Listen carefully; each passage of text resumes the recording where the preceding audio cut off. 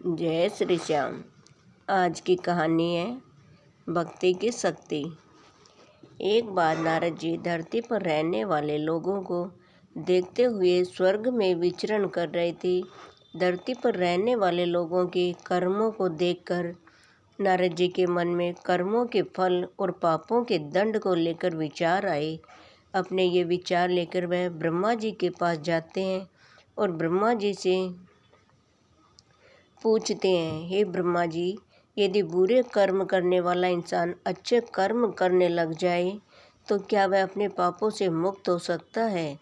क्या वह अपने पापों से मिलने वाली सज़ा से बच सकता है?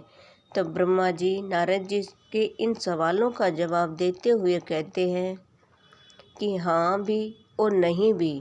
हाँ का मतलब है यह कि अगर इंसान दिल से अपने पापों का पश्चाताप करते हुए निस्वार्थ भाव से दान पुण्य धर्म और भक्ति का रास्ता अपनाता है तो वह उस जन्म में अपने मिलने वाले पापों के दंड से मुक्त हो सकता है।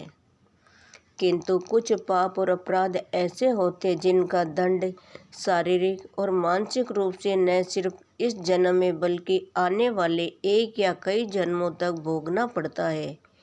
ऐसे में अगर इंसान अपनी पूरी उम्र श्रद्धा और विश्वास से ईश्वर की भक्ति में और पुण्य कर्मों में लगा देता है तो वह अपने पापों से सदा के लिए मुक्त हो सकता है। पूरी श्रद्धा से की गई भगवान की भक्ति और निस्वार्थ भाव से ही किए गए दान पुण्य धर्म और भक्ति में इतनी शक्ति होती है कि इंसान मोक्ष तक को प्राप्त कर सकता है। और नहीं का मतलब ये है कि अगर वो इंसान दान पुण्य धर्म और भक्ति का रास्ता या कोई भी अच्छा कर्म निस्वार्थ भाव से न अपनाकर स्वयं के किसी मकसद को पूरा करने के लिए या लालच में अपनाता है तो इसे दिखावा बोला जाता है। ऐसा करने से उसके पापों से छुटकारा कभी नहीं मिल सकता। अपने पापों से वह कभी मुक्त नहीं हो सकता। इंसान के द्वारा किया गया घोर अपराध और पाप उसका अगले कई जन्मों तक पीछा नहीं छोड़ती। ब्रह्मा जी नारद जी को इसी पर आधारित एक सच्ची कहानी सुनाते हैं। एक गांव में एक सूद नाम का इंसान रहता था। वह गलत लोगों की संगत में आ जाने की वजह से डाकू बन गया था। वह लोगों को मारकर अक्सर उनका धन लूट लेता था। एक दिन डाकू जंगल से होता हुआ सड़क की ओर जा रहा था कि अचानक एक नाग नागिन का जोड़ा डाकू के रास्ते में आ जाते हैं।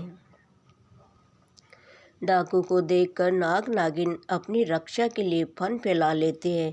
डाकू घबरा जाता है और अपनी बंदूक को नाग नागिन पर तान देता है।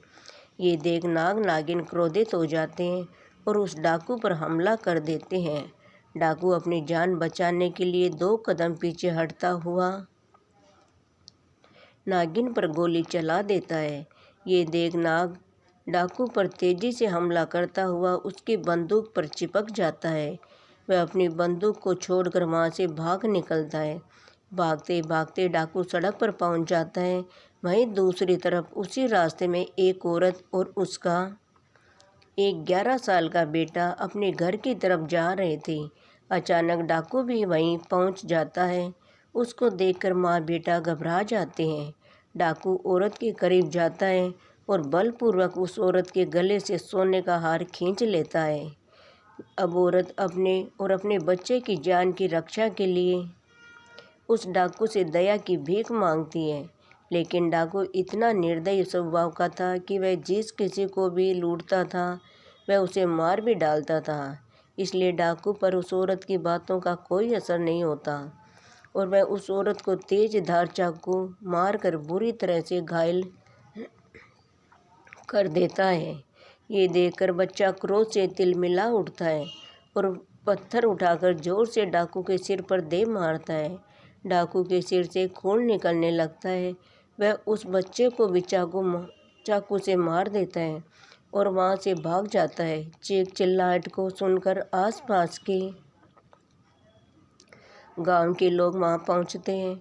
वो उस महिला और बच्चे को तुरंत हकीम के पास ले जाते हैं। माँ और बेटा दोनों बच जाते हैं। उधर डाकू भागता हुआ जंगल की तरफ चला जाता है। बहुत थक जाने की वजह से डाकू वहीं आराम करने लगता है। दूसरी तरफ नाग डाकू का पीछा करते हुए वहीं डाकू के पास पहुंच जाता है। नाग या नागिन कभी भी अपने दुश्मन का चेहरा नहीं भूलते। डाकू सो चुका होता है और इधर नाग अपनी नागिन की मौत का बदला लेते हुए डाकू के पैर को डस लेता है। डाकू दर्द से छटपटाता हुआ वहीं मर जाता है। ये सारी घटना यमपुरी में बैठे हुए चित्रगुप्त और यमराज जी देख रहे थे। डाकू के मरते ही यमदूत यमलोक से धरती पर डाकू की आत्मा को लेने आते हैं। वह डाकू की आत्मा को यमलोक ले जाते हैं। यमलोक में चित्रगुप्त जी ने अपनी किताब में डाकू के द्वारा किए गए सभी कर्मों और पापों का लेखा जोखा देखते हुए उसे उसके पापों की सज़ा सुनाते हैं। डाकू की आत्मा को बहुत सारी यातनाएं दी जाती है। इसके बाद चित्रगुप्त जी डाकू की आत्मा को बोलते हैं कि जिस 11 साल के बच्चे को तुमने चाकू से मारा था, उस पाप की सज़ा भोगने के लिए तुम्हें फिर से धरती पर एक पंडित के घर जन्म लेना होगा, जहाँ तुम केवल 11 साल के ही जीवित रहोगे। दूसरी तरफ एक गांव में एक पंडित रहता था, जिसकी पत्नी को 10 साल से कोई भी संतान नहीं हुई थी। पंडित भगवान भोलेनाथ का बहुत बड़ा भक्त था। वह रोज़ भोले बाबा की पूरी श्रद्धा विश्वास से पूजा अर्चना किया करता था। वह गरीबों और साधु संतों को भोजन भी करवाता था। एक दिन भगवान शंकर पंडित की सच्ची भक्ति और पुण्य कर्मों से प्रसन्न होकर पंडित को दर्शन देते हैं। पंडित भगवान शंकर के दर्शन पाकर बहुत प्रसन्न होता है। भगवान शंकर कहते हैं, मैं तुम्हारी सच्ची भक्ति से बहुत प्रसन्न हूँ। बोलो तुम्हें क्या वरदान दूँ। पंडित एक पुत्र की कामना करता है। भगवान शंकर तो अंतर्यामी है। उन्हें पहले से ही पता था कि पंडित क्या वरदान मांगेगा, इसलिए उन्होंने पंडित को पुत्र देने का वरदान देने के साथ ही ये भी बता दिया कि ये पुत्र सिर्फ 11 साल ही जीवित रहेगा, उसके बाद उसकी मृत्यु हो जाएगी। ये जानने के बाद भी पंडित कुछ नहीं बोलता, क्योंकि उसे अपनी भक्ति पर पूरा विश्वास था कि भगवान अपने भक्त के साथ कभी अन्याय नहीं होने देंगे। भगवान शंकर पुत्र का वरदान देकर वहाँ से अदृश्य हो गए। कुछ समय बाद पंडित के घर पर पुत्र का जन्म होता है। इधर पंडित ये जानते हुए भी कि ये 11 साल से अधिक नहीं जिएगा, फिर भी प्रसन्न रहता है। ये बात पंडित अपने घर में किसी और को नहीं बताया। ये वही डाकू था जिसने 11 साल के बच्चे को चाकू से मारा था और अब एक पंडित के घर पैदा हुआ जो सिर्फ 11 साल ही जिएगा। पंडित अपने बेटे का नाम शंकर रखता है। पंडित अपने बेटे को धर्म कर्म पूजा भक्ति की सभी शिक्षाएं देता है।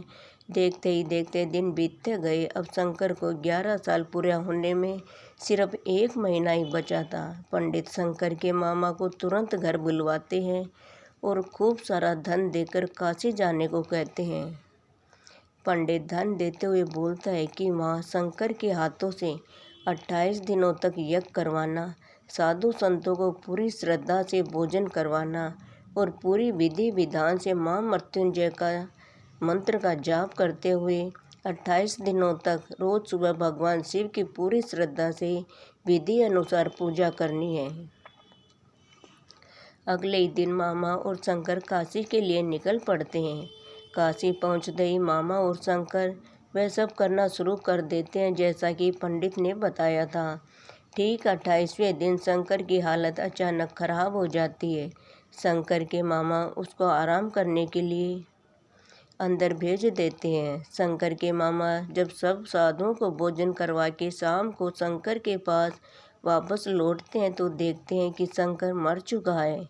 ये देखकर शंकर के मामा ज़ोर ज़ोर से रोने लगते हैं।